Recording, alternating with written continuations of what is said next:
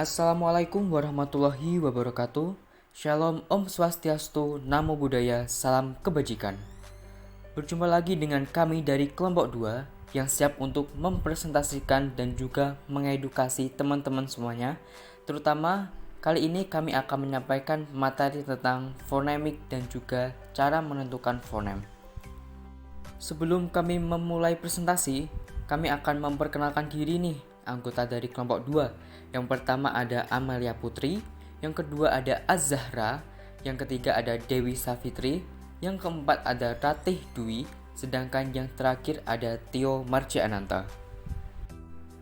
Baiklah, langsung saja kita mulai presentasi mengenai materi fonemik dan juga cara menentukan fonem. Pengertian fonemik. Pengertian fonemik menurut Verhaer, fonemik adalah bidang khusus dalam linguistik yang mengamati bunyi-bunyi suatu bahasa tertentu menurut fungsinya untuk membedakan leksikal dalam bahasa. Sedangkan yang kedua adalah pengertian fonemik menurut Harimurti Kridalaksana. Fonemik adalah penyidikan mengenai sistem fonem dan prosedur untuk menentukan fonem suatu bahasa. Selanjutnya, fonemik dan fonetik.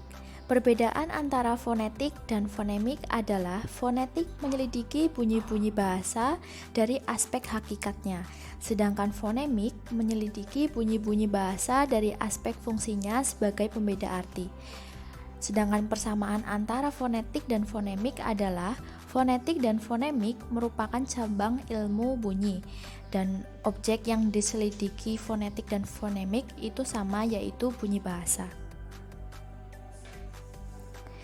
Dalam hal ini, pasangan minimal ialah pasangan bentuk-bentuk bahasa yang terkecil dan bermakna dalam sebuah bahasa, atau biasanya berupa kata tunggal, yang secara ideal sama, kecuali satu bunyi berbeda. Sekurang-kurangnya ada 4 premis untuk mengenali sebuah fonem, yaitu yang pertama ada bunyi bahasa dipengaruhi oleh lingkungan, yang kedua bunyi bahasa itu simetris, yang ketiga bunyi bahasa yang secara fonetis mirip harus digolongkan ke dalam kelas fonem yang berbeda, dan yang terakhir bunyi bahasa yang bersifat komplementer harus dimasukkan ke dalam kelas fonem yang sama. Fonem dan grafem. Bunyi bahasa yang dihasilkan manusia bermacam-macam, ada yang membedakan arti dan ada yang tidak. Bunyi P pada kata pagi diucapkan tidak sama dengan P pada kata siap. Karena P pada siap diucapkan dengan kedua bibir tertutup, sedangkan pada kata pagi berbunyi P ini harus dilepas untuk bergabung dengan bunyi A. Perbedaan pelafalan ini tidak menimbulkan perbedaan arti. Fonem dan alofon. Fonem adalah satuan terkecil dari ciri-ciri bahasa yang dapat membedakan arti. Sedangkan alofon adalah jika dua bunyi bahasa secara fonetik mirip tetapi tidak membedakan arti, disebut dengan alofon dari satu fonem yang sama. Selanjutnya yaitu cara menentukan fonem. Fonem yaitu bunyi bahasa yang dapat berfungsi sebagai pembeda makna kata. Kalau dalam fonetik, misalnya kita meneliti bunyi-bunyi A yang berbeda pada kata-kata seperti yang terdapat pada kata-kata intan dan pahit, maka dalam fonemik kita meneliti apakah perbedaan bunyi itu mempunyai fungsi sebagai pembeda makna atau tidak. Jika bunyi tersebut membedakan makna, maka bunyi tersebut kita sebut sebagai fonem. Untuk mengetahui apakah sebuah bunyi merupakan fonem atau bukan, kita harus menentukan langkah-langkah sebagai berikut. Pertama, mencari sebuah satuan bahasa, biasanya merupakan sebuah kata yang mengandung bunyi tersebut. Lalu, membandingkan dengan satuan bahasa yang mirip dengan satuan bahasa tersebut. Kalau ternyata kedua satuan bahasa tersebut berbeda maknanya, maka bunyi tersebut adalah sebuah fonem, karena dia bisa berfungsi membedakan makna kedua satuan bahasa itu. Contohnya dalam bahasa Indonesia, yang pertama adalah kata laba, dan kedua adalah kata raba. Kedua kata tersebut memiliki satu kemiripan, yaitu terdiri dari 4 buah bunyi. Pada kata laba, terdapat 4 bunyi yaitu L, A, B, dan A.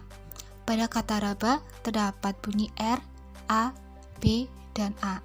Setelah Cara menentukan fonem. 1. Penentu fonem sedaerah bunyi, yaitu cara menentukan sebuah bunyi fonem atau bukan dengan melihat kesamaan bunyi. 2. Cara artikulator, yaitu penentuan fonem dengan cara melihat letak artikulatorisnya. 3.